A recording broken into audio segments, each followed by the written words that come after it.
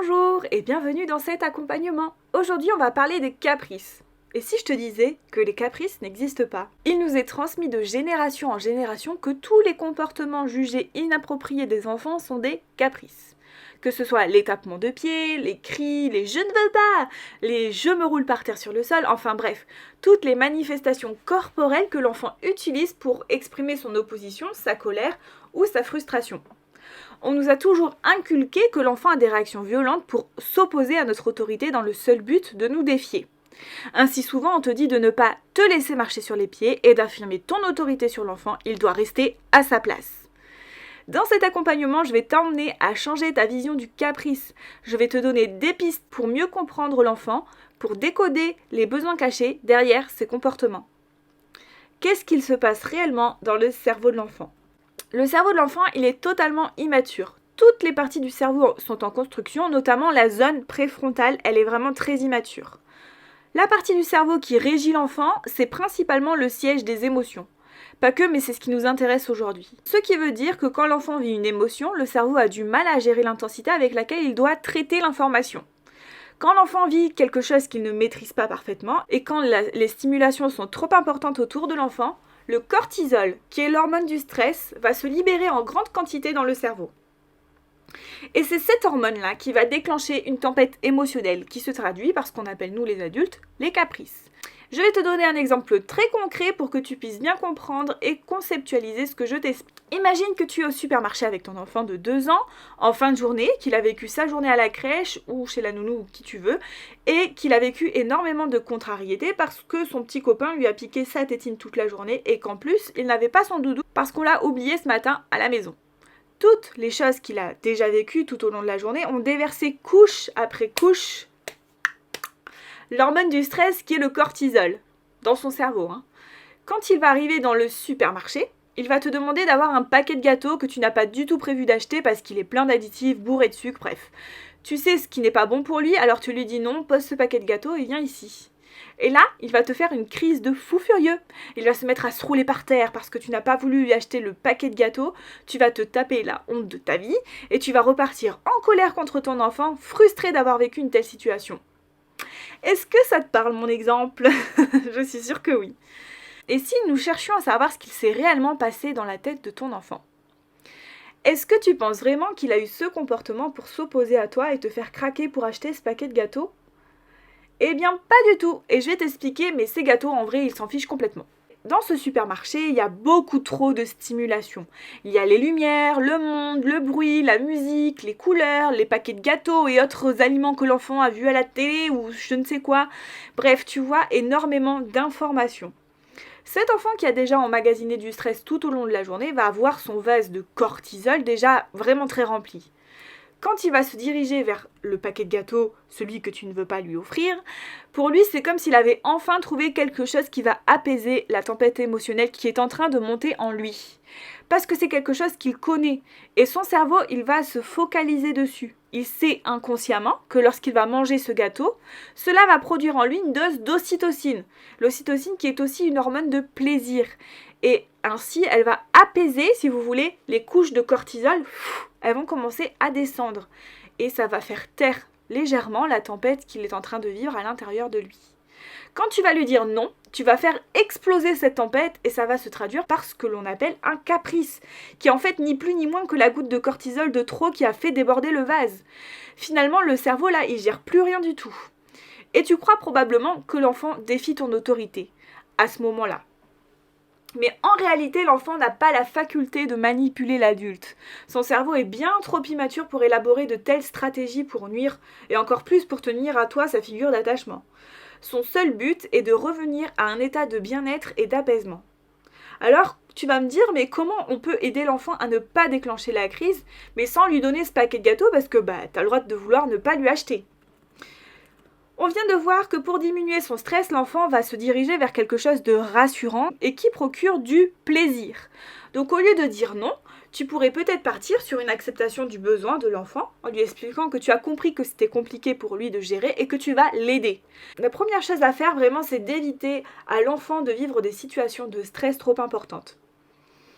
Tu peux lui épargner les courses en les faisant sur le drive, les rendez-vous médicaux ou à la banque pour toi, hein, évidemment si c'est pour l'enfant, les rendez-vous médicaux tu seras obligé de l'emmener, mais voilà, les restaurants solennels, en le confiant à papy, mamie ou toute autre personne qui prendra soin de ton enfant et en qui tu as confiance. Et je le répète encore une fois, la confiance c'est important. On laisse pas son enfant à quelqu'un en qui on n'a pas confiance.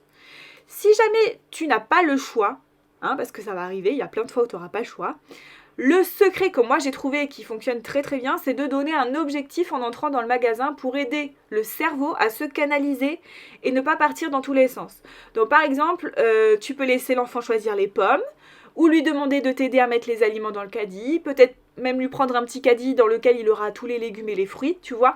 Vraiment focaliser son attention et lui permettre d'avoir une tâche à faire. Si jamais la crise elle est déjà déclenchée, comment aider l'enfant à la vivre? Parce que ça aussi c'est délicat. Tu sais qu'on ne peut pas toujours éviter les pleurs de l'enfant. Et leur crise, ça va forcément un jour sortir. Tu vas être un jour ou l'autre confronté à ces crises-là. C'est là que tu dois être bien préparé à la recevoir en pleine face. Et à gérer au mieux parce qu'il est hors de question qu'on ait recours à des violences éducatives ordinaires sur l'enfant. Je t'accompagne sur les violences éducatives ordinaires dans l'onglet, n'hésite pas à aller voir, je pense que ça peut t'aider déjà à savoir ce que c'est tout simplement.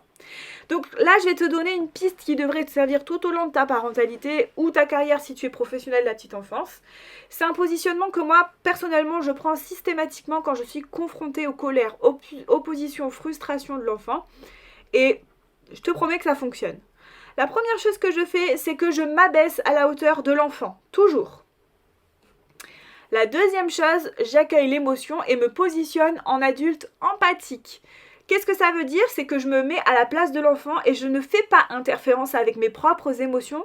Je suis capable, moi, en tant qu'adulte, de gérer mes émotions. Lui, non, et je ne l'oublie pas. C'est-à-dire que je sais que lui, il n'est pas capable, donc il est en souffrance, donc je vais l'aider. C'est plus facile de savoir que mon enfant souffre, donc c'est plus facile pour moi d'accepter ces comportements qu'on dit inappropriés. La troisième chose que je fais, c'est que je prends l'enfant dans mes bras et je lui dis des mots rassurants. J'ai compris que ça n'allait pas. Je suis désolée que tu te sentes en colère. Tu as le droit d'être fâché. Je sais que c'est difficile pour toi. Tu as le droit de pleurer. Je suis là pour toi. Voilà, bref, tu trouves les mots qui vont parler à l'enfant. Et c'est pour ça que je continuerai à le dire, mais il n'y a pas de solution miracle.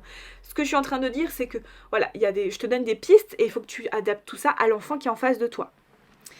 En faisant un câlin, forcément, hein, puisque l'ocytocine, elle se libère en moins de 10 secondes, ce qui fait vivement diminuer l'hormone du stress. J'ai mal exprimé ce que je suis en train de dire, je répète, quand je fais un câlin à l'enfant, quand tu fais un câlin à un enfant, et même quand tu fais un câlin à n'importe qui, l'ocytocine, qui est l'hormone du bien-être, du plaisir, etc., elle va venir très très vite, elle se libère en moins de 10 secondes. Donc, en 10 secondes, ça vient libérer et enlever ce cortisol qui est néfaste pour le cerveau. La quatrième chose, c'est que je laisse l'enfant décharger l'énergie négative qu'il évacue et j'accepte que son corps soit désarticulé. C'est-à-dire que même s'il tape dans tous les sens, je reste présente. Parce qu'en s'agitant, ça libère l'énergie du trop-plein et l'apaisement va arriver. Donc ça veut dire que je ne vais pas comprimer l'enfant contre moi pour plus qu'il bouge et tout. Non, l'idée c'est qu'il puisse évacuer cette charge-là. Quand l'enfant est complètement désarticulé, c'est une tempête émotionnelle. C'est pas du tout une colère ou quoi que ce soit, c'est que il déconnecte, en gros, il disjoncte le cerveau de l'enfant. Donc là, il ne maîtrise absolument pas ce qu'il vit. Donc s'il veut pas un câlin, on va attendre que ça se décharge un peu, on est là, on est présent, on rassure, etc. Et au bout d'un moment, l'enfant va être ok pour que vous le preniez dans les bras. Et donc là, en le prenant dans les bras, ça va descendre. Et je pense souvent à ma fille qui, et c'est le 5e point, une fois que l'enfant se calme, je lui propose une solution. Très souvent, ma petite, donc du coup qui a 3 ans, ça lui arrive encore d'avoir des tempêtes émotionnelles, notamment après avoir vécu la fin de semaine de l'école. Elle en peut plus et ça sort. Donc pour tout et n'importe quoi, elle fait une énorme crise, comme je vous le disais. Hein. En fait, c'est une tempête émotionnelle, donc elle contrôle absolument pas ce qu'elle est en train de vivre. Elle s'en fiche complètement de la chose qui a déclenché la crise. C'est juste qu'elle a besoin d'évacuer tout ce qui est en elle. Et donc je la laisse faire et je la prends dans mes bras et je lui dis ça va mieux. Et je lui dis ça, qu'est-ce qui s'est passé? Et souvent elle me dit je sais pas maman. Donc je pense qu'ils ne savent vraiment pas ce qui se passe en eux. Et je pense sincèrement que l'enfant est complètement perdu quand ça lui arrive. Donc il a vraiment besoin de toi, de l'aider, de l'accompagner. Et donc une fois que l'enfant est calme, on peut lui proposer une solution. C'est comme ça qu'on va l'aider à focaliser son cerveau sur quelque chose et lui permettre de ne plus s'éparpiller et se remplir à nouveau de cortisol. Parce que bien souvent, malheureusement, quand l'enfant fait la crise, on pète un câble, on le fout dans la voiture et puis basta. Et on crie, on n'est pas content et c'est pas l'attitude qu'il faut avoir, ça n'a aucun sens. Donc par exemple pour cette situation dans ce supermarché, l'enfant il s'en fiche du gâteau en lui-même. Ça t'as bien compris, ce qu'il voulait c'était apaiser son cerveau. Donc comme je sais que les gâteaux ne sont pas bons pour lui, je peux lui proposer d'en cuisiner un, par exemple.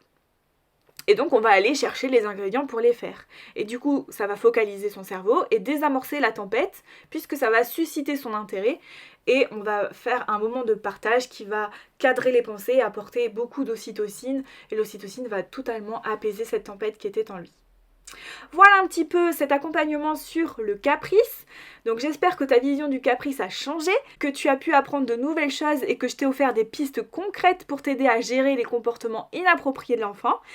Et évidemment, je te propose de ne plus sévir les enfants quand ils expriment leur désarroi, mais de leur apporter écoute, réconfort et solution. Parce que c'est ce dont ils ont réellement besoin dans leur souffrance. Car oui, c'est douloureux de vivre une tempête émotionnelle. Voilà, je te dis à bientôt dans le prochain accompagnement que tu auras choisi. Bye!